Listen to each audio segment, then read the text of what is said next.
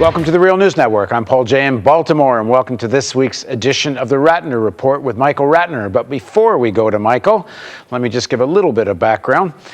Last week, Bill de Blasio, the new mayor of New York City, spoke at an AIPAC meeting where he explained his philosophical approach to American-Israeli relations. According to the website Capital New York, which obtained a copy or a tape of the speech because journalists were kept out of this speech in spite of Mayor de Blasio's promise to be open and transparent.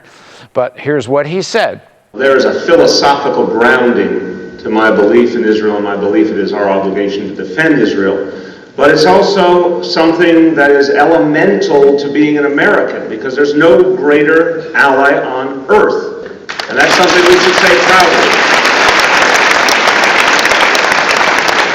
Now joining us to give us his opinion of Mayor de Blasio's speech is Michael Ratner, who now joins us from New York City. Michael is the chairman emeritus, I should say president emeritus, of the Center for Constitutional Rights in New York City. He is also Julian Assange's American lawyer, and he is also on the board of the Real News Network. Thanks very much, Michael, for joining us. Good to be with you, Paul. So he's your mayor. What do you make of it? He's my mayor, all right. And, you know, we have the highest expectations for Bill de Blasio. He came in a roughly progressive agenda. We expected good things on many issues, from homelessness to something he's done already, is sick leave for city employees and actually businesses of over a certain number. Today, as we speak, or actually yesterday, he settled the stop and frisk case, which was brought by my office, the Center for Constitutional Rights. So we have the highest expectations for Bill de Blasio. Of course, with any politician, you have to keep their feet to the fire. There's lots of forces, particularly financial forces and others, pushing them in a direction away from progress. And of course, in this case, there's the forces that support the Jewish state of Israel, pushing them in a certain direction. And of course, we know we all have the expression PEP, progressive except for Palestine. And sadly, that's Bill de Blasio. I have to say, I was utterly shocked when I read what he said to AIPAC, which is, of course, a right-wing, hardline lobbying group for Israel that controls, unfortunately, the fortunes of the Palestinians, at least how they're perceived in this country. They have a lot of political clout. The quote you read was bad enough. The quote that I really focused on at the time went as follows. I'll finish by saying, as mayor of New York City, I want you to know that you have a friend and an ally at City Hall, that City Hall will always be open to AIPAC, that when you need me to stand by you in Washington or anywhere, I will answer the call and I'll answer it happily, because that's my job. So there you have Bill de Blasio saying that his job is not just the mayor of the city of New York and not just the mayor for all of us, but his job is to defend Israel and to defend and to be open to AIPAC, because his job is to answer the call of AIPAC. The only good thing I can say is he thought he was giving the talk in secret to AIPAC and didn't want any reporters there. So he was almost, you would have to say, he was essentially embarrassed by it, although we haven't had any regrets from him that I know yet with regard to this talk. So here we are, a lot of progressives in this city, a lot of us with a variety of views about Palestine, but none of them, at least in my cohort, as hard line on Israel, in favor of Israel, as AIPAC. And so what was the response? The first response I got was a number of the Jewish leaders and others in New York decided to write a letter, an open letter to Bill de Blasio. And I was one of the people who signed that letter. And I want to talk about that response and then go to what I think is even a further danger of what Bill de Blasio did. The letter was signed by 58 Jewish people from a variety of political opinions. My opinions, which are closer really to one state as a solution, a supporter of boycott, divestment, sanction against Israel for what it's doing to the Palestinians, and then people all the way over to J Street, two-staters, much more moderate. But the letter encompassed all of us, and here's what it said. I'll just read a key paragraph. We know that the needs and concerns of many of your constituents, U.S. Jews like us among them, are not aligned with those of AIPAC. and that no, your job is not to do AIPAC's bidding when they call you to do so. AIPAC speaks for Israel's hardline government and its right-wing supporters, and for them alone, it does not speak for us. So that was the letter that at least 58, at least arguably Jewish citizens of New York said to Bill de Blasio, you don't just defend AIPAC here. My view about this is we should have gone, or we could go much farther than that. And the debate that we've been having, of course, some people say that, well, Bill de Blasio was just really doing the genuflect that every politician has to do to AIPAC and the Israel lobby. And yes, that's true, but we would all say he didn't have to go as hard line as AIPAC. He could have at least come out for a two-state solution in the thing. I go farther than that. I think that statements like Bill de Blasio's, and there's another one I want to talk about, which was President Obama's, actually are facilitating the war crimes that Israel is engaged in. Before I get to that, I just want to mention what our president said in his State of the Union. The president gave his State of the Union a few days ago. Here is what he says, and I was shocked when I heard it. As we speak, American diplomacy is supporting Israelis and Palestinians as they engage in the difficult but necessary talks to end the conflict there, to achieve dignity and an independent state for Palestinians, and lasting peace and security for the State of Israel, a Jewish state that knows America will always be at their side.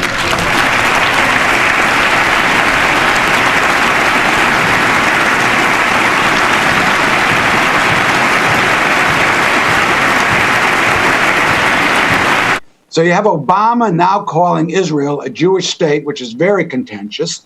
And secondly, again, reflecting de Blasio, that America will always be at their side, the side of Israel. Now, my big objection to this, we always get said, as I said, oh, they have to say this, the Jewish lobby is too strong, the financial contributions to the Democrats are too strong.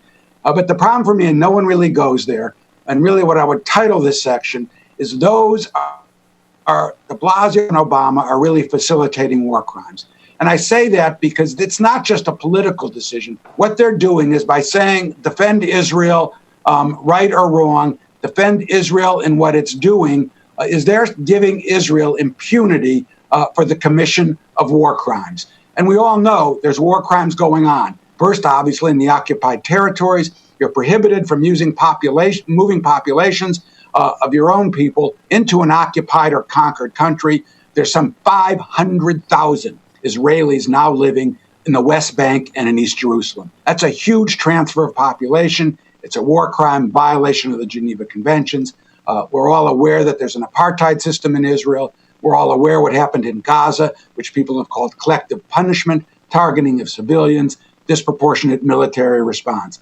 And what people like Bill de Blasio are doing, and President Obama, and everybody else who genuflects to the Israel lobby saying, we will defend you, are really facilitating and giving Israel a cover for war crimes. So that's all very negative. On the other hand, what we've seen now at this current time is actually a fair number of positive things going on with the reaction that we're getting. First, we saw the American Studies Association come out with a resolution saying it supports the boycott of Israeli academic institutions as part of trying to figure out how to stop Israeli discrimination and against Palestinians. Very, very important. It's a small organization. It's only 5,000 professors. But the reaction to it demonstrates that Israel is really beginning to feel the heat. There's been two reactions.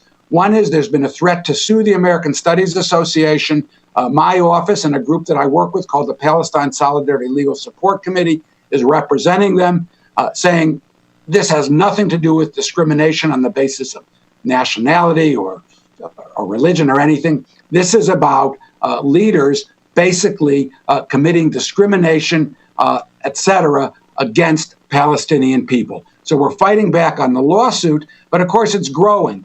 universities around the country are saying we're not going to allow or pay for our professors to go to American Studies Association meetings. And the New York State legislature is on the verge of passing a law that's going to cut off any universities that pay any kind of funding to professors who want to go to the ASA. So the ASA statement is very important, very good, but you're seeing the incredible reaction. And then you also saw one of the Hillels. Hillels are the entities on college campuses throughout the country where Jewish life occurs in these special houses, and they've had bars against having anybody speak or argue about what Israel's doing to Palestinians. One of the Hillels has actually said they wanted to have people come like that, and that's a big break. We'll see what happens. And the third thing that's happened, of course, is the controversy over Scarlett Johansson and her endorsement, which we'll see at the Super Bowl, of SodaStream. SodaStream, the company that makes that fizzy water machine that's made in the occupied territories, made in the West Bank, made actually just outside one of the biggest settlement blocks in the West Bank. She was, at the time she did this endorsement, she was working as the Goodwill ambassador for Oxfam. Oxfam actually said this is incompatible with your job as working for Oxfam. And rather than quit her, I think, very lucrative job with SodaStream, she quit her job with Oxfam. Huge stink about it. She comes off as a real dummy in this thing. So while these statements of both de Blasio and Obama have been terrible, there has been and remains a major fight back. And I think the issue now in this country is shifting and changing for the first time. We're seeing some real discussion out there. Michael, let's just back up to de Blasio a little bit. I mean, one can say he's kissing the AIPAC ring, and he is, but isn't there more to it? There is this tradition in the Democratic Party and in that type of politics, this sort of, left of center within the American terms of mainstream politics, progressive on domestic issues. But this wholehearted support for Israel, and I don't know, it seems to me it's not just about, it's not just a cynical thing about trying to get money. There's something in this whole outlook towards foreign policy and the globe. And maybe it's an extension of, as Obama sees projecting American power abroad is somehow bringing democracy. I mean, it's within the tradition of American foreign policy that America is bringing light to the world. Well, Israel's like this outpost of, originally, I guess, of European, and now it's the outpost of America in the Middle East. I mean, there's something deeper in the way they look at the world, where it's an extension of humanitarian imperialism. It's not just about the money, no? No, I agree with that, Paul. I mean, as you know, you and I both know, Noam Chomsky called Israel, because of its shape and because it's the biggest recipient of U.S. aid, particularly for arms, he called it the U.S. aircraft carrier in the Middle East. So it does represent that. And I think these guys really do believe that on some level. But what this by them keeping that belief, what it allows them to do is essentially ignore and facilitate the war crimes that Israel's committed.